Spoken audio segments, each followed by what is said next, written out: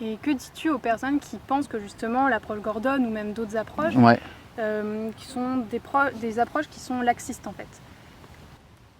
Alors ce que je vais commencer par faire, c'est justement ne rien dire. Je vais d'abord les écouter là-dessus. Parce que le but, c'est pas... Donc les deux outils que je présentais, dans le cadre des formations et puis aussi dans la vie de tous les jours, on va essayer, nous, de les mettre en pratique. Et donc, quand on a en face de nous quelqu'un qui soulève une résistance dans le cadre d'une formation ou en discutant comme ça, pour lui, c'est une opinion vraiment forte et il a des valeurs derrière et tout ça, on a envie de justement être à l'écoute de ce qu'il est en train de ressentir, etc. Et si on ne va pas chez lui, si on ne prend pas la peine, entre guillemets, d'aller voir chez l'autre, on a peu de chances de comprendre ce qui se passe vraiment pour lui. Comment je vais réagir par rapport à une personne qui me dit justement l'approche Gordon c'est complètement laxiste, et donc ce que je partageais, c'est le fait que je vais justement utiliser cet outil d'écoute active pour essayer de voir ce qui se vit chez la personne en face. Et donc mon but, ça ne va pas être de le persuader ou d'utiliser des arguments, etc., qui sont des obstacles à la communication, mais plutôt d'écouter ce que lui vit. Et puis une fois qu'il a été entendu, peut-être lui partager comment moi je vois les choses. Oui, ta vision finalement de Ouais, ce que c'est comme éducation. c'est ça. Okay. Et peut-être que lui, ça va le faire rebondir sur d'autres trucs où il me dit bah oui, mais quand vous faites ça, quand même, vous vous rendez bien compte que c'est laxiste.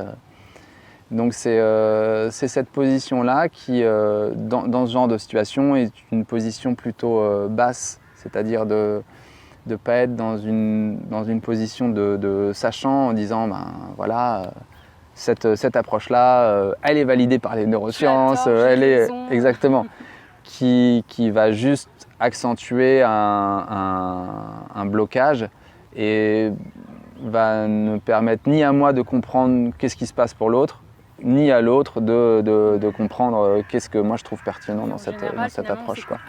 On a chacun nos avis et puis il n'y a plus du tout de relation à ce moment-là.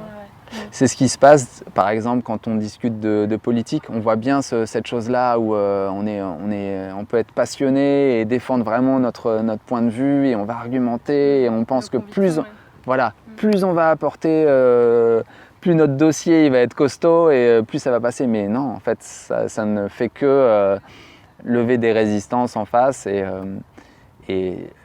l'autre en général ne va pas changer d'avis. C'est comme mettre une barrière finalement, après on se dit on n'est plus du tout d'accord et donc autant arrêter de parler. Ouais. Et du coup, qu'est-ce que ça a changé dans ta vie, dans ton rapport avec les enfants, les adultes, toute cette manière d'éduquer qui est différente? Ouais. Alors c'est vrai que c'est un changement qui peut, que moi je conçois vraiment comme global, puisque c'est pas que dans mon rapport avec les enfants. C'est vrai que dans le métier que je faisais donc au début de la découverte de cette approche d'enseignement du cirque et d'animation dans les écoles et autres, j'étais beaucoup en lien avec les enfants, donc j'ai essayé de mettre ça en pratique. Et ça c'est une partie, mais en fait c'est des outils qu'on peut développer dans tout type de relation. Ça marche n'importe quel âge et ça peut être des relations professionnelles. Je l'utilise avec ma femme, je peux l'utiliser avec ma belle famille, je peux l'utiliser avec des gens que je rencontre. Enfin, ça peut être. C'est pas pour autant que ces outils-là, on les utilise tout le temps, puisque c'est dans certains types de situations. Je ne vais pas utiliser de l'écoute active sans arrêt, ce serait complètement délirant. C'est comme avoir un outil, si on a un marteau, il va nous servir pour planter des clous. Par contre, si je veux mettre des vis et que j'utilise le marteau, ça va pas fonctionner, quoi. Donc voilà, donc moi ça a vraiment changé quand même mon rapport aux autres. Est-ce que tu as un exemple de changement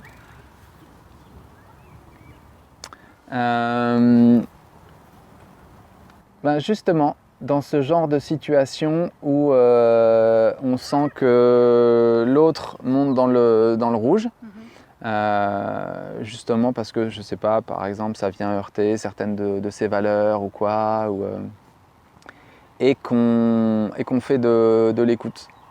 Et qu'on peut se rendre compte que hop, la pression diminue. C'est comme si on trouvait une petite valve de d'un coup. Ouais. Et c'est assez marrant de se rendre compte qu'on a même des fois des signes physiques. C'est-à-dire que oui, effectivement, au bout d'un moment, ça relâche complètement. Et on peut voir cette chose-là.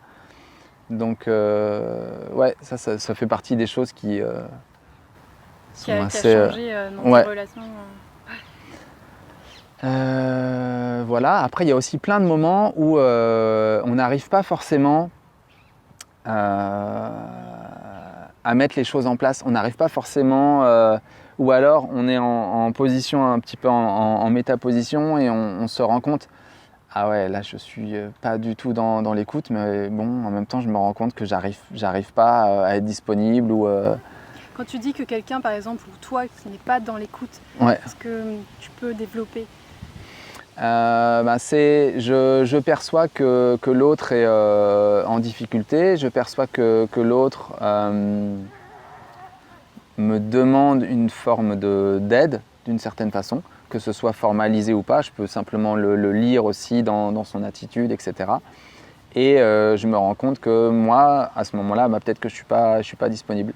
Parce que je viens de rentrer du boulot et que du coup j'ai encore la tête remplie de trucs, parce que ce qui est en train de se passer, ça me touche trop et que j'ai pas... Tu parlerais de rouge, d'être dans le rouge. Ouais, et là effectivement quand les deux sont dans le rouge, ce que Thomas Gordon propose, et qui a fait un petit peu son succès, on va dire, ce qui a été beaucoup repris derrière, c'est la résolution de conflits.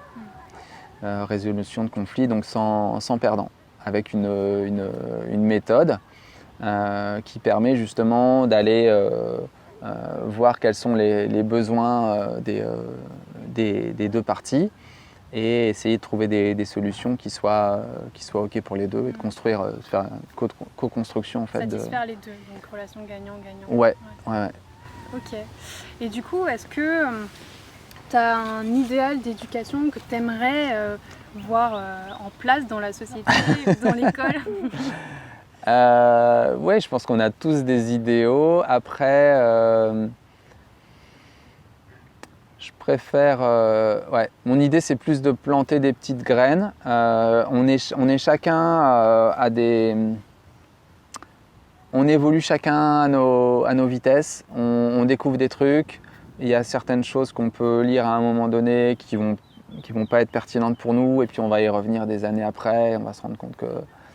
Donc attention justement à une position qui serait assez dogmatique et qui viendrait dire c'est comme ça qu'il faut faire. Et pas autrement, même si on a dit auparavant là, que les neurosciences étaient en train justement de valider toute une série de choses,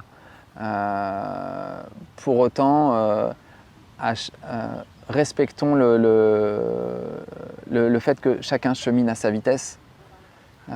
Si en voulant imposer une sorte de bienveillance, du coup on devient intolérant, on va pas s'y retrouver. Et c'est pas ça qui va faire avancer les choses, quoi. C'est une forme d'acceptation de l'autre, c'est ça. Où il se trouve exactement. Ouais. Pour moi c'est utile. Je peux en parler à l'autre si l'autre si je sens que l'autre peut accueillir ça et que ça l'intéresse, quoi, concrètement. Pour autant, je ne vais pas être là en prêchant ton idéal. à savoir, Et donc, je pense que ça c'est important, ce respect, le respect des autres. Et du coup, comment atteindre justement, donc on a un idéal, ça c'est personnel, les autres ne sont pas forcément au même niveau que nous, mais comment finalement atteindre ça, de cette acceptation de l'autre là où il se trouve, là maintenant? Est-ce que tu as des conseils? Moi, ce dont je me rends compte, c'est que dans cette approche-là, qui est donc une approche qui vient parler des relations aux autres et qui donc vient parler de mon lien à l'autre, moi, je me suis rendu compte que ça me faisait beaucoup travailler sur moi. Et que au départ, ce n'est pas une méthode de développement personnel du tout, l'approche Gordon, et pour autant, en la pratiquant, je trouve que ça fait beaucoup bouger notre propre posture. Un peu comme une remise en question de ses attitudes, comportements. Ouais, ça fait se questionner sur soi, ça fait questionner sur effectivement notre rapport aux émotions, tout ce genre d'éléments. Voilà, je ne sais pas trop si ça répond à la question. Carrément.